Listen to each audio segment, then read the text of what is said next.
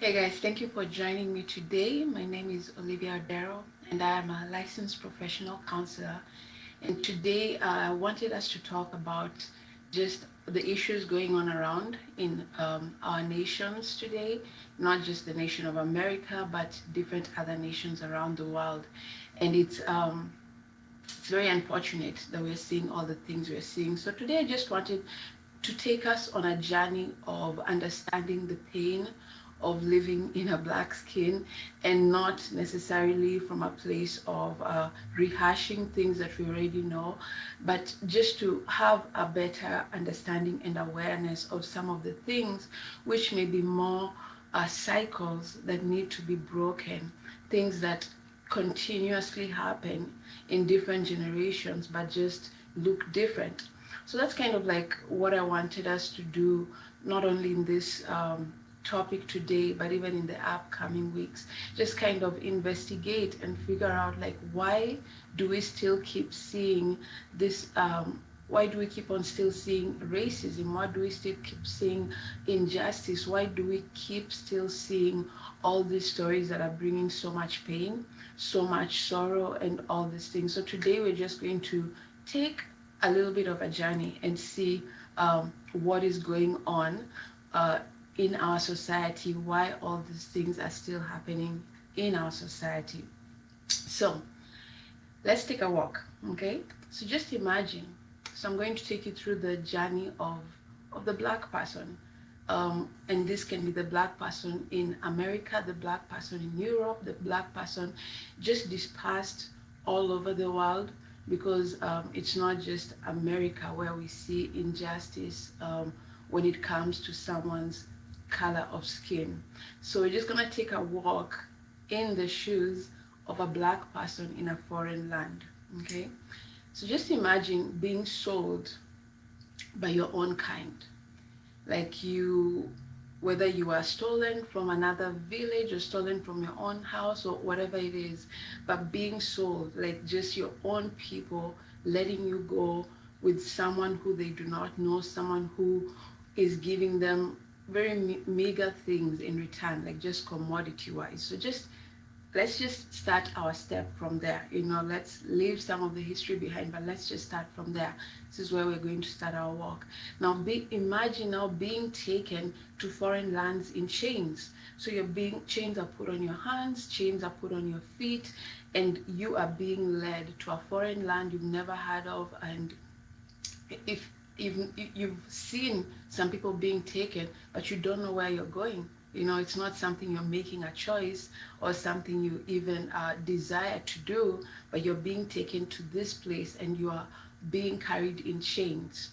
Now, imagine you reach that land. Of course, so many things happen through the journey, but now imagine you reach that land and you're being placed as an auction where you are assessed for your worth, and people are bidding prices for you. They're like, oh, I think he's good enough for $5, good enough for $200. So you're being assessed as a commodity. Like, when we go to a shop and we look at bananas, we look at mangoes, oranges. So someone is looking at you as a commodity, as a produce. Like, how good will this commodity work for me? So imagine that. Like, I'm just painting the picture so we can just take a short walk in the shoes of an African who has gone to a foreign country without their own will, without wanting to, being forced into this other place. Now imagine after you've been sold or you've been bought by this person who's now going to become your master, you're beaten up senselessly for things that you're probably slow at learning, or things that you're still trying to figure out. You're beaten up and maimed sometimes. Sometimes your tongue is cut off. Sometimes you're just, it's senseless and it's merciless because of sometimes the smallest things, leave alone even the smallest things, like just being beaten up. Like, you're not a criminal, and it's not like you've even stolen anything, but you're beaten up because you spilled water, you spilled this, you did that. Now imagine seeing your own brutally killed if they try to escape. So you're living in this foreign land, you don't know anyone, and when any of you try to escape because you're like, this is not how we should be treated, now you're trying to escape, but then when they catch you, they kill you, and they make it a public spectacle for all your family members to see. Like, this is how we deal with people who try to escape. You're like, what's going on? Like, how come like, am I not human? And now imagine being called all kinds of names. Like, you're not considered human. You're called a pig. You're called a dog. You're called every belittling kind of word that the human imagination can come up with, just to show you that you are of no value. And then now imagine being sold over and over again. So not just one to one master, but you're moved to another master. You're sold to another master. So it's like you never even have a sense of belonging.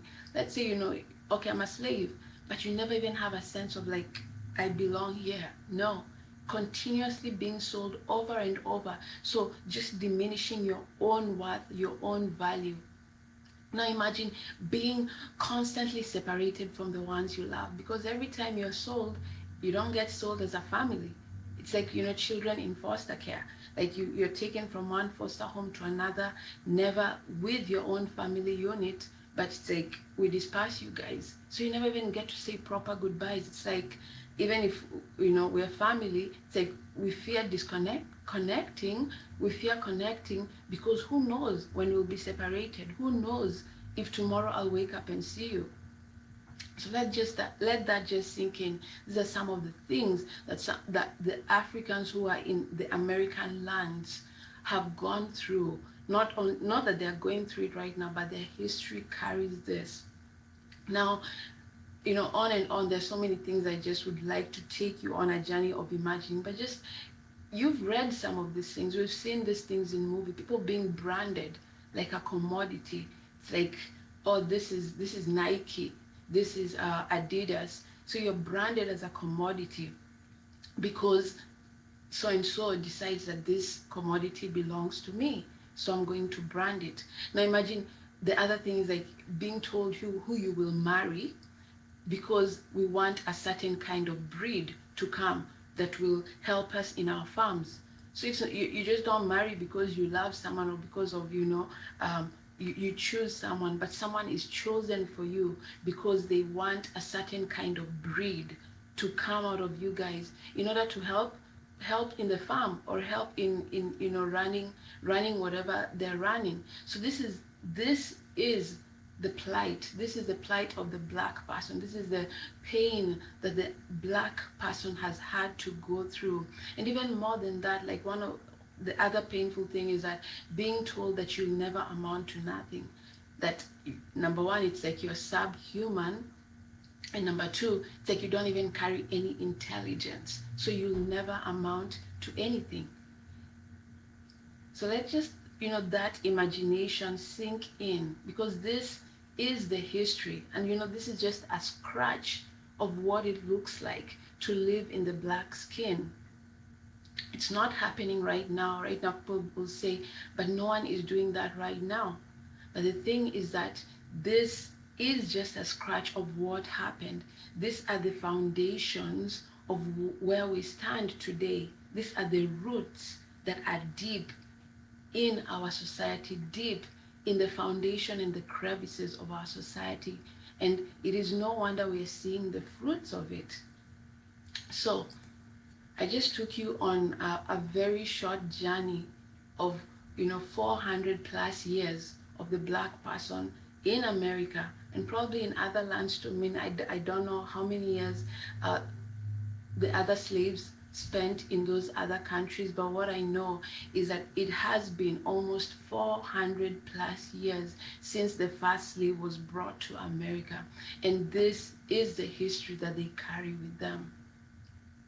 So all these things kind of leave someone with a narrative. So let's just continue with that mindset of what we were imagining. Like, that is the plight of the African person in a foreign land who was sold as a slave, what are some narratives that start running through their mind? First of all, someone questions, where do I belong? Because you don't belong back to where you were bought from, and because you don't even know how to go back there. Secondly, even where you've been sold to, it's like, do I belong here because of how these people are treating me? So there's always that sense of, where do I belong? Do I have any place that I can call my own? And then the other thing that also comes, like, what is wrong with my skin color? Because think about it, every single injustice that is done against this person is because of their skin color. You're being told you'll never amount to anything because of their skin color you have. You're told you deserve what is happening to you. You guys deserve to be slaves because of your skin color. So all these things are just creating this narrative of someone thinking there must be something very wrong with my skin color.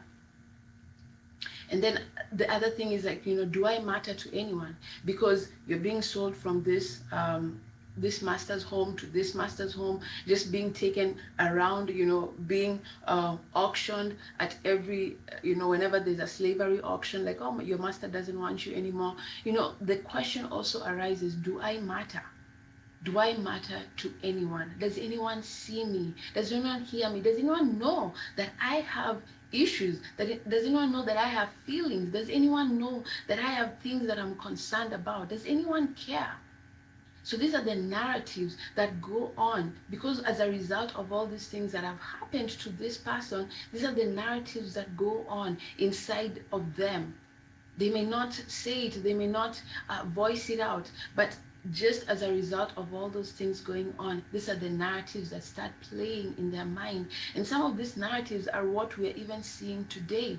Because as you can see, the African in the American land is constantly figuring out, like, how do I manipulate this system? This system is not for me. This system is against me, and rightfully so, because this is the same system that enslaved them. So it's like, how do you mesh into a system that enslaved you? How do you mesh into a system that separated you from your own? How do you mesh into a system that told you you are not worth anything? How do you mesh into a system that did not see you as a human being, did not hear your cries, did not even want to care about what you feel, because it looked at you as a subhuman, as someone who does not matter? So these are some of the narratives that are embedded within the crevices of the system we have. These are some of the narratives that are embedded even within the black skin. These are some of the narratives that keep on playing over and over. And they run deep, as you can see. Because right now, as I told you, those are some of the roots. But now we see the fruits of them, because we see anger, we see hatred. People are asking, with all these protests, like, why violence? Why anger? Why all these things? It's not the first time we're seeing people being angry. It's not the first time we're seeing people being violent. It's not the first time even people complain that African Americans are very violent. African Americans are very angry, are very, all these things. It's not the first time we are hearing it. Right now, it's just very raw because of the season we've come from. We've come from a season that has stripped us and made us become very vulnerable, that now it's like, for some reason, we are able to feel the injustice that is happening to other people. We're able to see other people as human, not necessarily see them as human. It's not that we didn't see them as human, but it's like we've slowed down to a place where we feel things. I mean, that's true, more true for me. I don't know about other people, because the injustices we are seeing in our community have things that have been with us for years. The cry of the African American has been a cry for 400 years. It's not the first time we're hearing it, but now it is more alive. It is more alive because we have been stripped. It's like we've been brought all to the same level by coronavirus. And now we're able to feel them. But now going just back to what we're talking about, we're seeing some of these fruits in a new way, and we're saying, okay, what is going on? Let's fix these fruits, let's fix whatever's going on. But you can't fix the fruits if you don't fix the roots. We can't fix the violence that is happening in the streets if we don't know the root of where it's coming from. We can't fix the injustice of the system if we don't know where it's rooted from. We can't fix the bitterness that we see in the African American if we have not fixed the root. We cannot prune the fruits in expectance that the roots will change.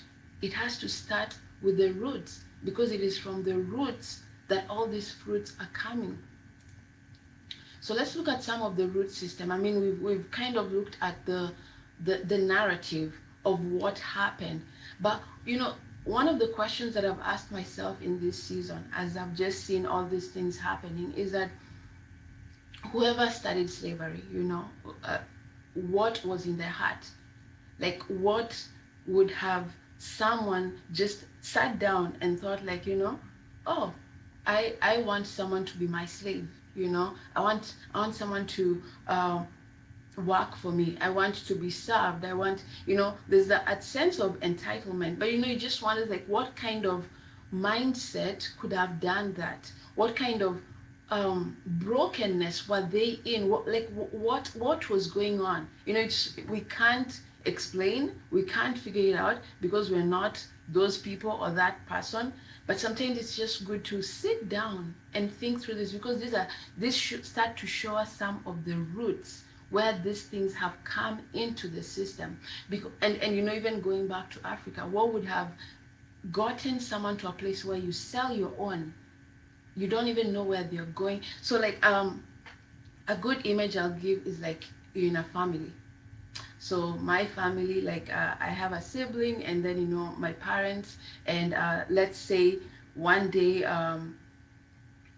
either someone steals me, because some of the slaves who were sold to the American lands were either stolen from other villages, or sometimes they were sold because they were not being obedient and all that stuff. There's so many stories about how some slaves were sold. Some were even stolen by the white people who wanted slaves, so they would steal them. So just imagine, let's even go to just that aspect of, like, you're betrayed by your own. Like, what was going on in their mind? What was going on in someone's mind who's like, I'm going to sell you to this slave, I'm slave owner. It's kind of like, Joseph's brother, like in the Bible. What was going on in their mind, where you're like, I'm going to sell my own brother for $5. Like, you're like, who does that? So it's like, on both ends, when you look at it, there is a lot of questions. You're like, there's just a lot of twistedness, like, what is going on here?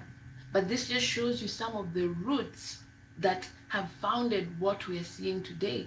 These are some of the roots of where all these fruits we are seeing are coming from. So there's a lot of betrayal by your own, betrayal by by people who you're like, this is my own skin and color, betraying me. Then there's the whole aspect of devaluing of human life, because if someone comes from their own country to another continent to look for slaves, so it's like you've left your own who could work very hard for you, but you're like, I'm going to take another race to come and a race, and I'm talking about skin color, not the human race, but I'm going to take these black people and subject them to work for me. Like, what, to me, I'm just like, what, it makes me wonder, what is the value system that is operating within this person to a point where human life can be devalued to such a point where, like, and then, like, you work for, this day and age, we work for people and we get paid, right? And you have the right to riot if you're not being paid well. You can look for another job. But in this case, someone takes you and says, you're going to work for me, and I'm not going to pay you anything, or even if I pay you, it's like nothing, and you can never leave.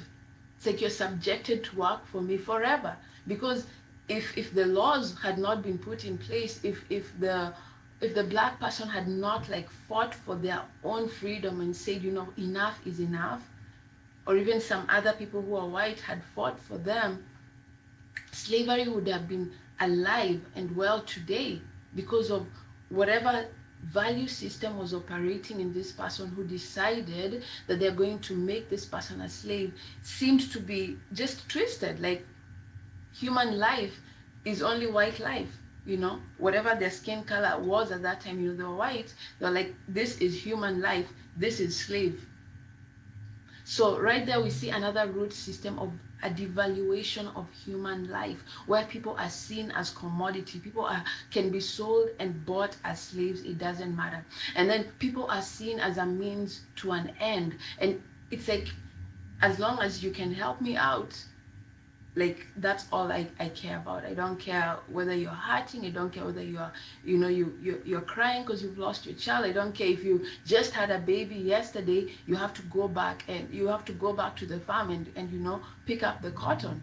So it's like, people, there was that root system that devalued the black person's skin and saw them as a commodity, saw them as a means to an end. And then also separated them from those who look like them. Because even after slavery ended, there's always that aspect of separation, segregation.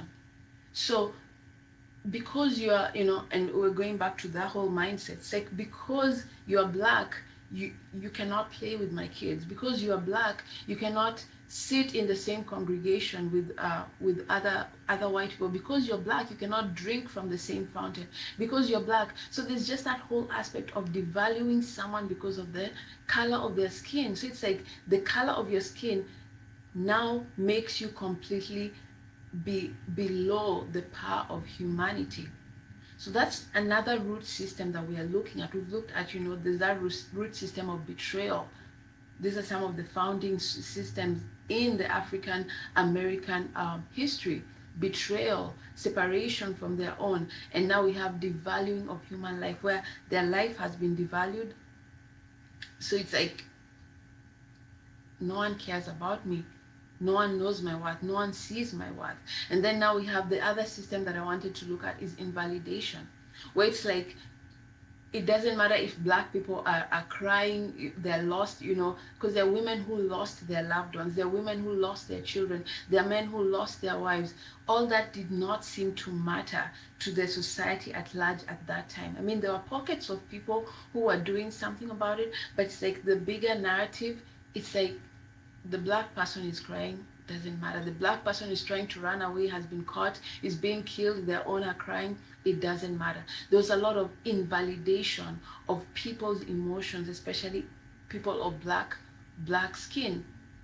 So these are just some of the root systems that seem to have been foundational for some of the fruits we are seeing today.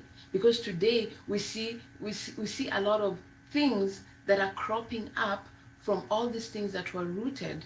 We see a lot, I've talked about it, we see a lot of anger, we see a lot of discrimination, we see a lot of violence, we see a lot of bitterness, we see a lot of racism, all that stuff. And all these things are coming from these root systems. And that's why I'm saying it's important to understand some of the root systems. These are just some of the root systems that I have studied and found to have been present in the narrative of the society that we are living in. So these are some of the root systems that were present. And if we start to understand these root systems and uproot them, or even if not uprooting them, consciously establish new root systems, then we are dealing with something that will help us not keep on seeing the fruits that we are seeing even in today's system. So let's go into what can we do, because that's the question most people are asking. So someone is like, okay, thank you, Olivia, for telling me a little bit about, the history, telling me a little bit about why we're seeing what we're seeing, telling me a little bit about, some of the roots that have brought this about. So what can we do?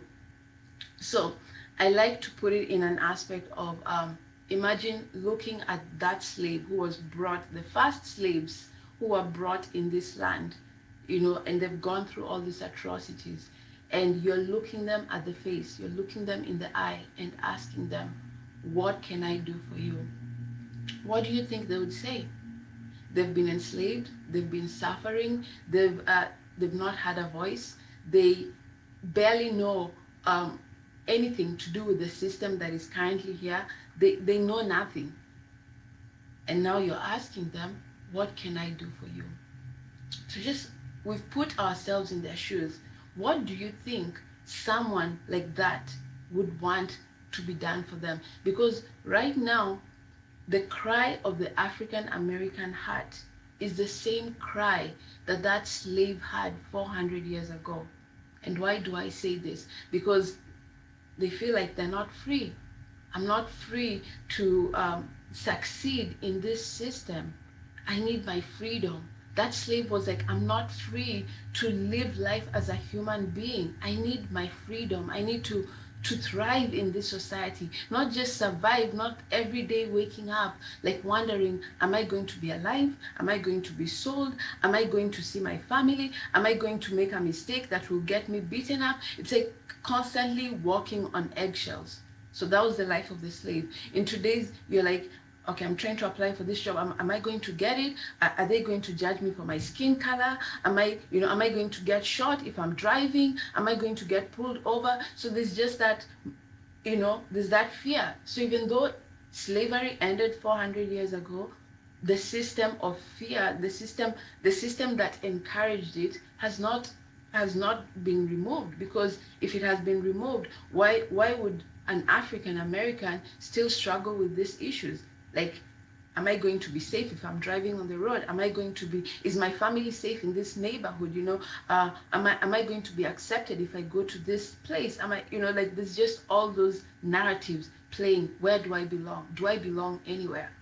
Does this system even accept me, know my needs, know my struggles, and all that stuff? So when we ask that question, what can we do?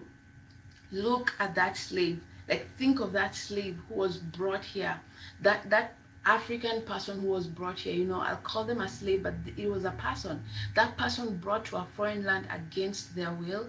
That person brought to a foreign land does not know anything about this system. That person brought to a foreign land and had to live their own. So they come with a lot of pain. They come with lack of understanding of what this system is about, lack of how to even thrive in this system. So when you say, what can we do? It's basically looking at them and saying, this person needs freedom to understand how to thrive in this system. This person needs protection, because there are people who, as much as, even in the slavery times, there were people who were slave masters, but then there are people who refused to take slaves. There are white people who refused to take slaves. So not all white people were taking slaves. Not all white people's heart were bent toward devaluing human life. So as much as this person who was not taking slaves is asking this person, what can I do to help you? One of the things is protecting them, because they live in a system that wants to devalue their life. They live in a system that wants to take hold of them, take them back into slavery, and punish them and all that stuff. We're like, okay, that was slavery. How does it look like right now in protection wise? So African Americans live in fear. And not all of them, and I'm just talking about general, living in fear, like, will I be shot? Will I be shot by the police if I'm pulled over? Will I be, we know the narratives, we see them every day. So constant questions, will my son be safe if they go out? Then there's that need of protecting our own, because at the end of the day, we are all a family. At the end of the day, the African American is part of the fabric of the society. So their death, we see what happened with Mr. George Floyd. His death has affected the nation. So learning practical ways to actually protect them. And many people have risen up to that occasion, where now we even take videos of these things that we never used to see. Now we are seeing more of it, because we didn't see it before. No one was taking videos, and some people are rising up. This is a way of protecting them, because we realize there is some kind of injustice there is an injustice. There is an injustice for all races, but there is an injustice towards this person of this skin color. So those are some of the things that I'm just talking about, like what can we do when someone who was enslaved is now coming before you and you're like, what can I do for you? Free them, one. Secondly, protect them. They need protection. Then thirdly, the most important thing, they need empowerment. Empowerment to thrive in this society. And someone is like, well, like when they were slaves, when they were slaves, they didn't know what to do. They were not free to trade and do whatever they wanted, but now they're no longer slaves. They've been freed. They can vote. They can do all these things. But what I like to talk about is like, think about, it's like you've started a race, and there's a person who's at the front, and then there's a person who is at the back. So the first person, it's like the white person has been running this race for thousands of years, understands the system, understands the crevices, understands everything to do with this system. So this person has been running the race for many laps, and now comes in the African American, and they're like, okay, they've been freed, run the race too. So it's like there's a head start that the white person has over the black person with thousands and thousands of laps, and now this black person is being brought into the race and told, now run the race. It's unfortunate that that gap will constantly be there, where it's like this person has been running thousands and thousands of laps, they're so far away, and now the black person is expected to catch up. And this is where empowerment comes, because this person has been brought into the race. And this race is not that kind of a race where it's like who will win it.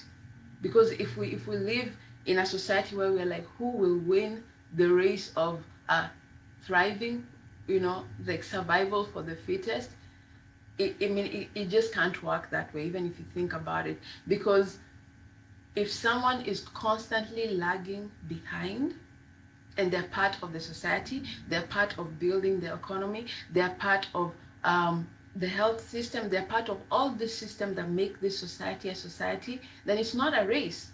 It's supposed to be a community. So if this person has a head start, and this person is being brought into the picture to mesh in with the system, but this person has a head start, then it's like this person can only go so far. Even the person who has a head start can only go so far, because the other person who's really trying to catch up will always be like, okay, because like as much as our economy is struggling, it struggles because of the percentage of poor people we have in our country.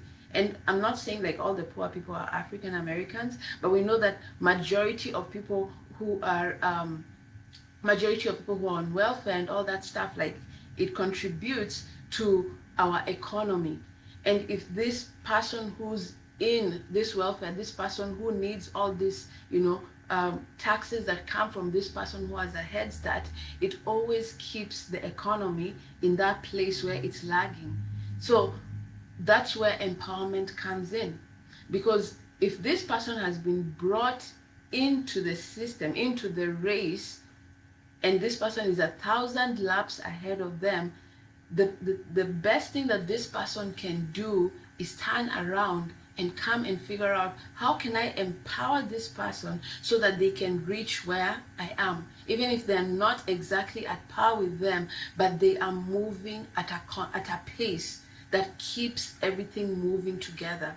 Because if this person just keeps running, thinking like, oh, I'm running, I'm ahead of the race, I'm gonna do this, unaware that they're running but they're never going far, because this person who's part and fabric of the system has been left behind, is trying to figure out, okay, what do, like, it's like they're barely surviving, if that makes sense. It's like, okay, how am I supposed to do this when my kids are being arrested? How am I supposed to do this when I'm in fear of I may not keep this job? How am I supposed to do this when, like, okay, how do I change how I talk so that I fit into, the employment system? Like all these things are keeping this person lagging behind in this race of living life, thriving in the society.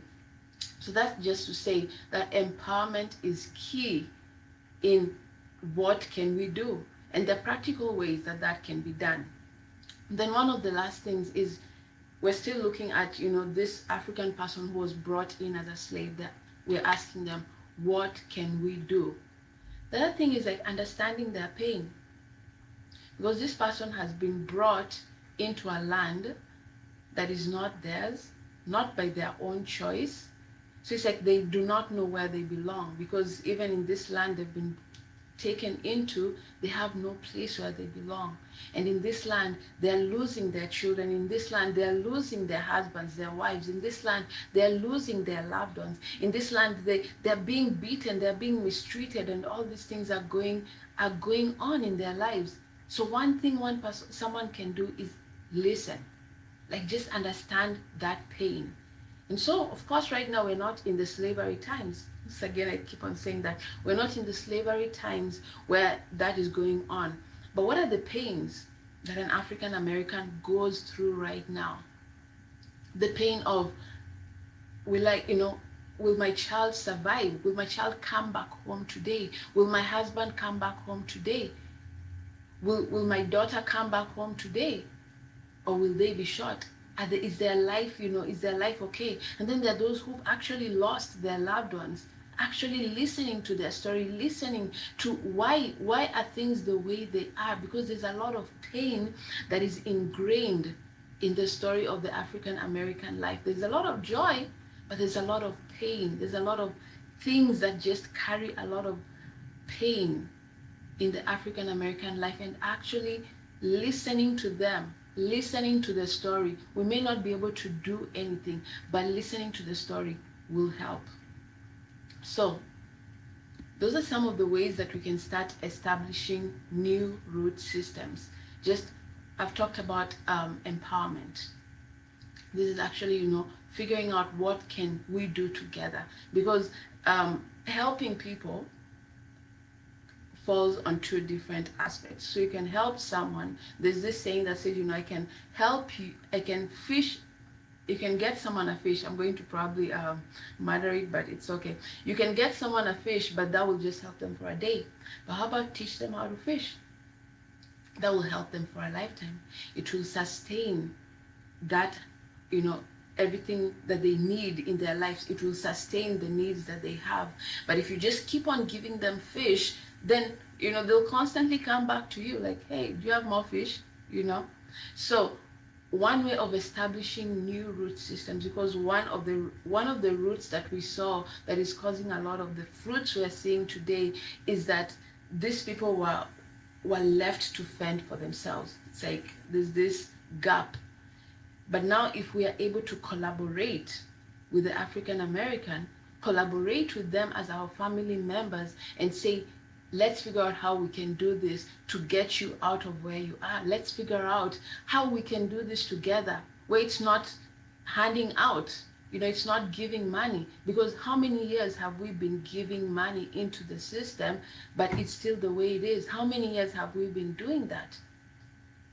So it's time to change the narrative, establish new root systems, collaborate, and figure out how to help these people who are behind reach where other people are, so that we are all at the top together. And not the top like we're all rich, but we are all able to enjoy what the system has for all of us. So not everyone if everyone is being judged the same way, like system-wise, justice-wise, then it's fair for all.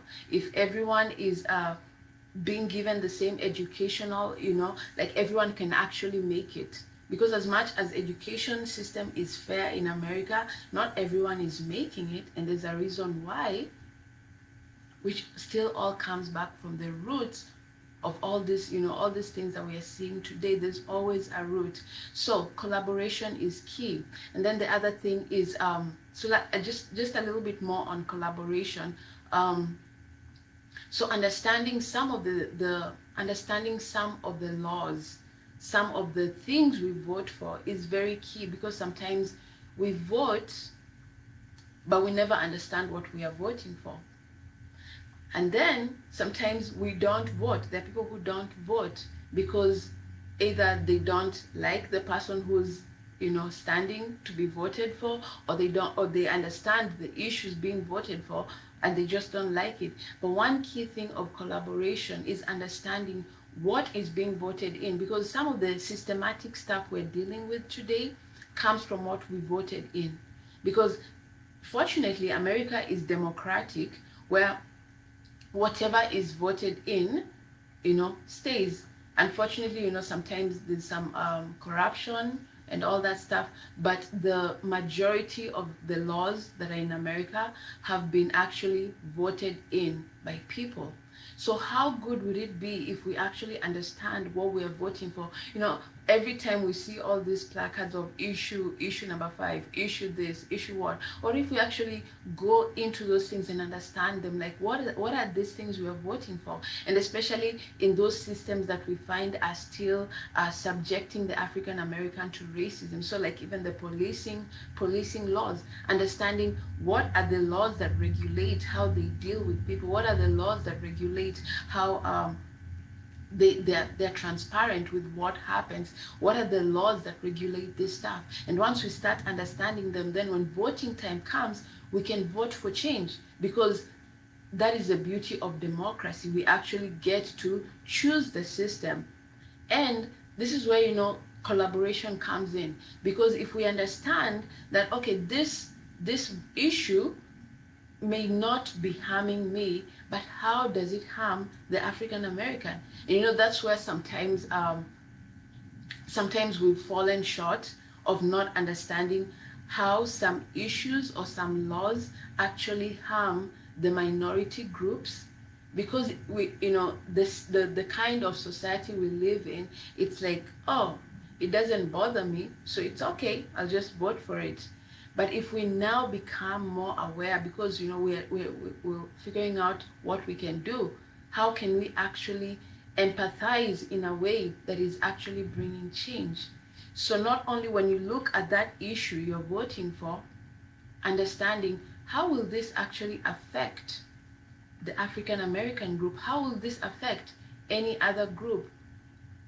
So always going with that mindset of, I'm not only voting for myself, I'm not only voting for this person because I like them or they have good policies, but how are these policies going to affect the African American?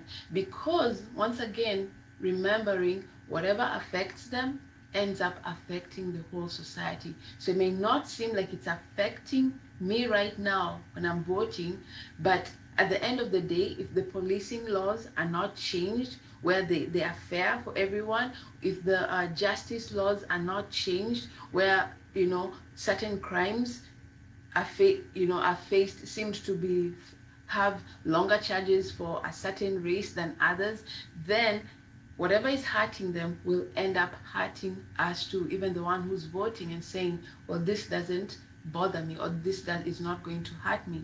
So always looking at that bigger picture in terms of collaboration. So now the other thing about, just when we're talking about changing the root system, like establishing new root systems, I talked about just understanding people's story, because unfortunately we live in a society that puts out a narrative of invalidation. We see this in movies, we see this in things we read, like it's constantly around us, and then of course we start to embody it. So, and what do I mean by invalidation? So I already talked about like the slave coming into a different country. No one cares what they're feeling. Like sometimes when you read some of these stories, you're like, there are people who are just going on with life as normal, like someone is being hanged there and you're just drinking tea, going on with life. Like that is the highest form of invalidation. It's like someone is dying, something is happening to someone, but it's like just going on with life as if things are normal. And that narrative is carried out even today in the society we live in, where we see, and this can be, in small ways, like just go to any show today, and when you see like someone is hurting, I mean, we have a high suicide rate, happening in our society today, and it all stems from invalidation, because most people who end up committing suicide don't feel like they're heard, don't feel like someone is listening to them, don't feel like they're being seen. And that is the root cause of invalidation. Like that is invalidation, where people do not feel like they can be heard, they can be seen. Like, do you hear me? Do I matter? Am I of any worth? Like, am I even occupying any space right now? That is invalidation. And some of the media things that we see in movies and shows actually propagate invalidation, where we see people crying, but then they have to cry in a room. Like, you have to go and hide yourself to cry, because for some reason it's not acceptable to cry before people, where if someone hurt you, you're like, no, it's okay, nothing happened. Or like, there's just little trinkets of invalidation everywhere in our society. So people are being raised not to know their own feelings, or even um, make note that they're feeling something, and they do the same to others. And that is, that is a root. Invalidation is one of the roots in our society. And now compound that root with someone who has undergone all these things that have actually invalidated their humanity, and now bringing them into the story. So it's like they're now in the story of a society that has a lot of invalidation. They've already been invalidated, and now they're in the fabric of a society that is just invalidating anything that people feel. We live in that society of, don't cry, or here, go and watch a movie, or eat something, you'll feel better. But no, that's all invalidation. So going back to establishing roots. So one of the roots that we can start establishing is validation. How does validation look like? It starts with me. It starts with you actually validating things we feel. Because if I cannot validate what I'm going through, if I cannot validate my sorrow, my pain, if I cannot actually sit down and say, this sucks, if I cannot sit down and say, this is painful for me, how am I supposed to be able to do it for someone else? How am I supposed to be able to sit down with an African American and actually say, you know what? Yeah, you are going through a lot of stuff that is not good. Because right now we see people asking, why are people saying Black Lives Matter when all lives should matter?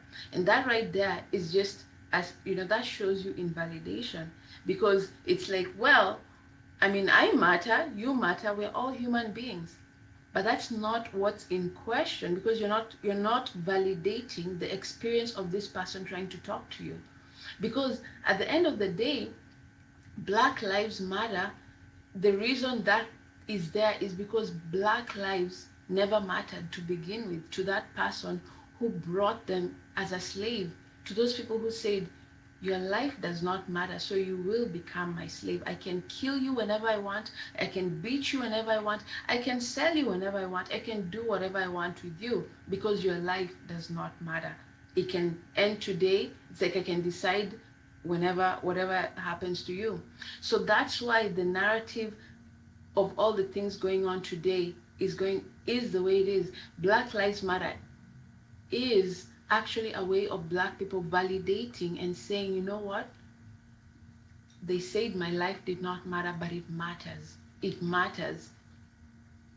Being in this Black skin matters. So that is a form of validation. Whereas someone like, Black Lives Matter, yes, it does. All life do matters. But they've not gone through slavery. They've not been subjected through all these things that devalued their life.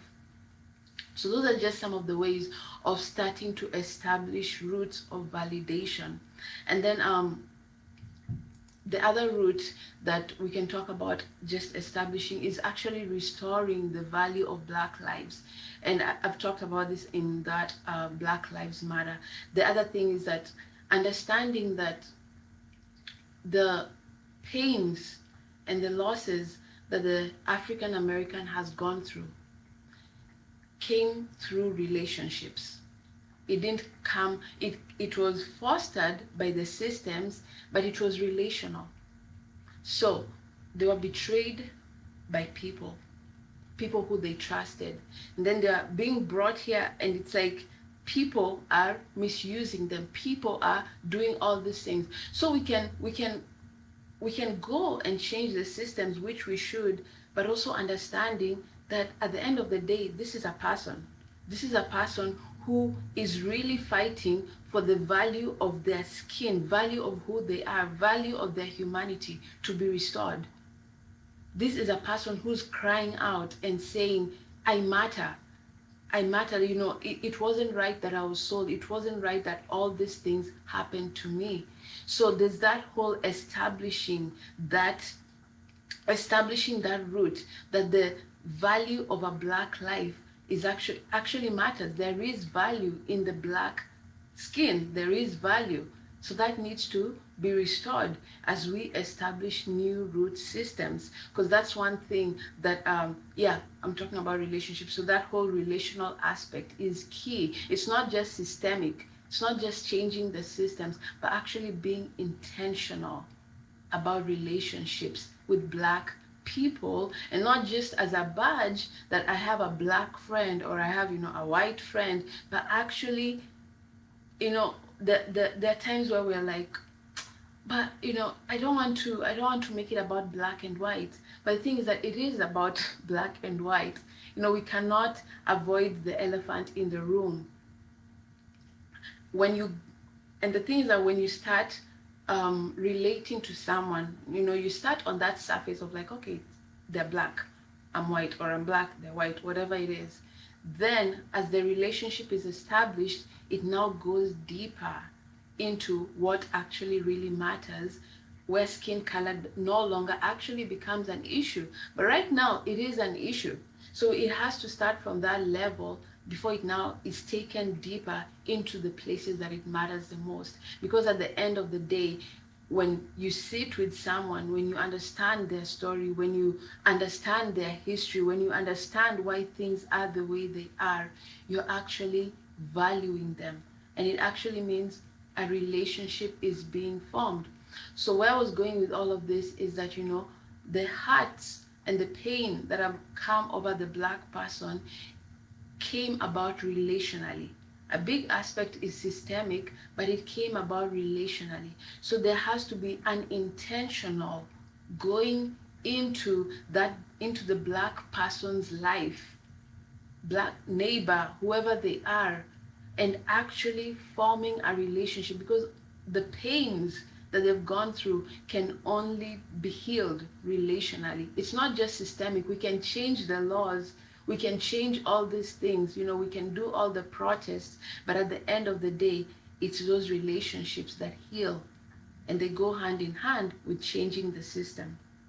So those are just some of the things that I wanted to address in this show. Just validating all the stuff that is going on today, understanding that it is coming from a root system. We're not just seeing something that is new. And the unfortunate thing is that if we don't deal with some of these roots, if we don't establish new root systems, the next generation will still see something that is coming from these festering root systems. The next generation will see fruits, and will look back and say, man, 2020, 2015, 20 whatever, this thing still happened. Why is it still happening today? So racism can continue can continue festering its head, bringing up its head, if we don't deal with the root issues, if we don't establish new root systems. We will keep dealing with the issues of racism, issues of bitterness, issues of anger, issues of all that.